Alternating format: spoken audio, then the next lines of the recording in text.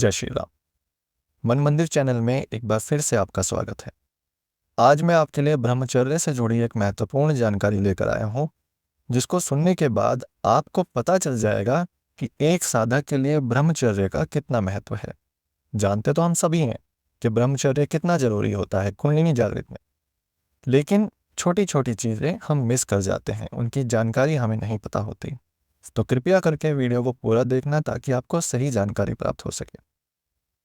अगर मैं बात करूं कि ब्रह्मचर्य का एक साधक के जीवन में क्या महत्व है, तो आप इसको ठीक ऐसे ही समझ सकते हैं कि आप कितना भी बड़ा आलीशान मकान खड़ा कर लीजिए, कोई बंगला खड़ा कर लीजिए, कोई बिल्डिंग खड़ी कर लीजिए, लेकिन अगर उसकी नींव कमज़ोर है, आपने नींव नहीं डाली, तो वो मकान या वो बंगला एक दिन गिर ही जाएगा। तो एक साधक के लिए ब्रह्मचर्य उसी नींव का काम करती है। अगर एक साधक का ब्रह्मचर्य कमज़ोर है, ब्रह्मचर्य पर उसकी पकड़ नहीं है, तो याद रखना वो कितनी भी बड़ी सिद्धियां हासिल कर ले, एक ना एक दिन सबकी सब सिद्धियां सारी की सारी नष्ट हो जाएंगी। क्योंकि वास्तव में ब्रह्मचर्य है क्या? उसकी कुंडलिनी शक्ति ही ब्रह्मचर्य है। जब ये ऊपर की तरफ उठती है तो व्यक्ति का शारीरिक, मानसिक और आध्यात्मिक तरीके से विकास करती है, और जब ये नीचे की तरफ गिरती है तो वीर्यपात कर देती है। तो हमारी सारी शक्तियां एक बार में ही जो है धरी की धरी रह जाती हैं अगर वो नीचे की तरफ से निकलती है। तो ज़्यादा बड़े बड़े ज्ञान मैं नहीं दूंगा, और ऐसे बड़े ज्ञान ना देते हुए मैं आपको सिंपल सी एक बात कहूँगा कि अगर आप सच में उस परम सत्य को जानना चाहते हैं, उस परम तत्व का अनुभव करना चाहते हैं, एक बड़ी आध्यात्मिक खोज पर निकलना चाहते हैं, तो आपको इन छोटी छोटी खुशियों को भूलना ही होगा।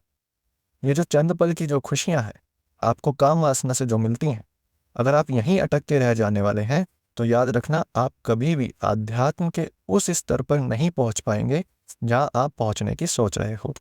बहाने लोगों के पास बहुत हैं कि हम ब्रह्मचर्य फॉलो करते हैं, पर उसके बाद भी हमारा ध्यान भटक जाता है, ये या वो या 10 तरीके की बातों से वो खुद को छुपाने में लग जाते हैं। तो याद रखना है, अगर आपके पास बहाने हैं तो सॉल्यूशन भी आप ही के पास है। कोई बाहर का इंसान आके आपको मोटिवेशनल स्पीच देके आपको बदल नहीं सकता। आप अपने आप को अच्छे से जानते हैं कि आपको वासना कहाँ से आती है, किस तरीके से आपके अंदर ये सवार होती है। इसलिए इस समस्या को केवल और केवल आप ही ठीक कर सकते हैं। तो ये बोलना कि हमें कोई सुधार दे या हमें कोई ऐसी बात सुना दे जिस वजह से हम इस चीज़ से निकल सकें, बाहर आ सकें, तो ये बिल्कुल गलत है। और कुछ तो ऐसे लोग भी हैं जो आध्यात्म में भी आगे बढ़ते चले जाते हैं और संसार में भी सारी क्रियाएं करते चले जाते हैं। उन्हें ये लगता है कि वो दोनों चीज़ें बैलेंस करके चल लेंगे। ऐसा नहीं होता है। याद रखिएगा, दो नाव पर पैर रखकर आप कभी सवार नहीं हो सकते। या तो आप पूरे संसार पे ही निकल जाइए, या अगर आप अध्यात्म में आगे बढ़ रहे हैं तो जब तक आपका आध्यात्मिक सफर चल रहा है तब तक ब्रह्मचर्य ही एक ऐसी शक्ति है जो आपको उस लेवल तक पहुंचा सकती है। काम वासना गलत नहीं है, बिल्कुल भी गलत नहीं है, क्योंकि उसे भी ईश्वर ने ही बनाया है। मैं ये नहीं कह रहा हूं कि वो गलत है। ईश्वर की बनाई हुई कोई भी चीज़ कभी गलत हो ही नहीं सकती, लेकिन हर चीज़ हर वक्त हमारे लिए सही या गलत नहीं हो सकती।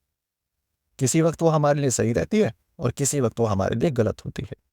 तो जब तक आप आध्यात्मिक सफर में हैं तब तक काम वासना से ज़्यादा बुरा आपके लिए कुछ नहीं हो सकता, क्योंकि वह ही एक ऐसी चीज़ होती है जो आपको इतनी ऊंचाइयों से एकदम धड़ाम से नीचे गिरा देती है, और आपका सारा आध्यात्म, आपकी सारी शक्तियाँ, आपका सारा जो आपने अभी तक अर्जित किया है साधना से, पूजा पाठ से, या फिर मंत्र जाप से, या फिर योगिक क्रिया के जरिए, वो सब कुछ धरा का धरा रह जाता है।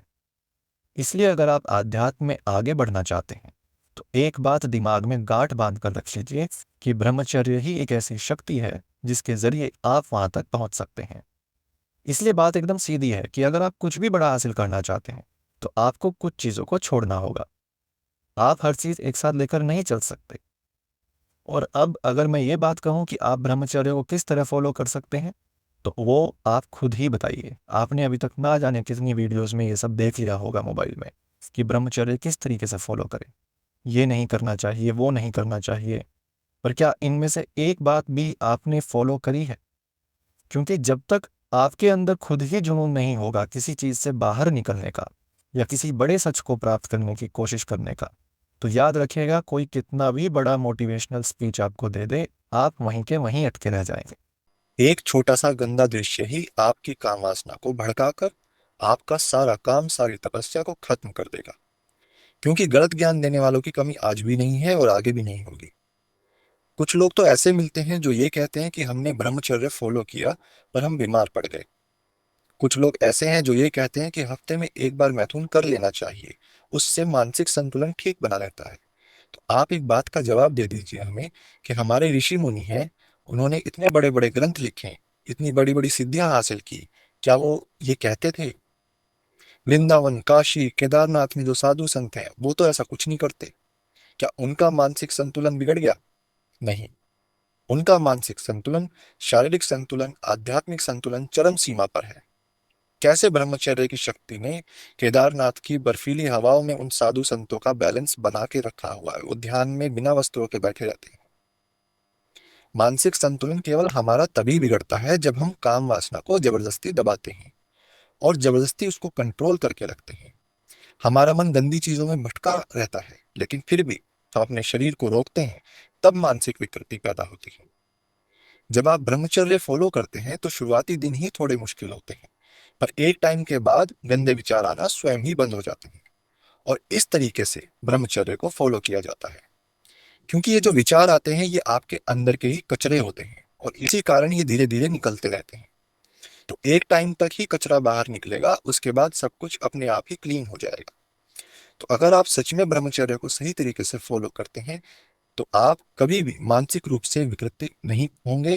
क्योंकि आप भले ही इस बात को माने या ना माने, परंतु आध्यात्मिक उन्नति के लिए, साधनाओं में आगे बढ़ने के लिए आपको ब्रह्मचर्य फॉलो करना ही होगा। और अगर आप नहीं करते हैं तो आप यह ऐसा ही समझिए कि आप फूटे घड़े में पानी डाल रहे हैं और वेट कर रहे हैं कि वो कब भरेगा। ब्रह्मचर्य को फॉलो करना बहुत मुश्किल है और शुरुआत में बहुत ज्यादा ही मुश्किलें आती हैं, क्योंकि हमारा जो काम वासनाओं का अभ्यास है वो बहुत लंबे समय का है और अचानक से ही वह नहीं छूट पाता। शुरू में इसी वजह से बहुत दिक्कत होती है। परंतु मैं फिर भी यही कहूंगा कि आप कुछ बड़ा हासिल करने जा रहे हैं, इसलिए आपको कुर्बानी भी देनी होगी, आपको मेहनत भी उतनी ही बड़ी करनी होगी। तब जाके आपको कहीं वह परम तत्व हासिल होता है। इतनी आसानी से और छोटी छोटी चीजों को करके आप कभी भी उस बड़ी चीज को प्राप्त नहीं कर पाएंगे। और रही बात ये बताने की कि आप ब्रह्मचर्य को कैसे फॉलो कर सकते हैं, कैसे नहीं, तो यह बात आप बहुत अच्छे तरीके से स्वयं में जानते हैं। अगर कहीं कमी है तो वो है केवल उस जुनून की जो आपके अंदर उस परम सत्य को प्राप्त करने के प्रति होना चाहिए। जिस दिन वो जुनून जाग गया, आपको दुनिया की कोई भी काम वासना या कोई भी शक्ति ब्रह्मचर्य को फॉलो करने से नहीं रोक सकती। परंतु जब तक वह जुनून नहीं है, आप याद रखना, आप कितने भी लोगों को सुन लीजिए, कितनी भी बड़ी बड़ी अच्छी अच्छी बातें सुन लीजिए, आपको ज्ञान नहीं प्राप्त होगा। आपका ज्ञान वहीं का वहीं रह जाएगा। आपकी वासनाओं से आपको कोई फर्क नहीं पड़ेगा। कोई प्रश्न हो मन में आपके तो आप कमेंट में पूछ लेना। उम्मीद करता हूं आपको कुछ समझ आया होगा और आज से आप एक नए व्यक्ति के रूप में आगे बढ़ोगे। जय श्री राम।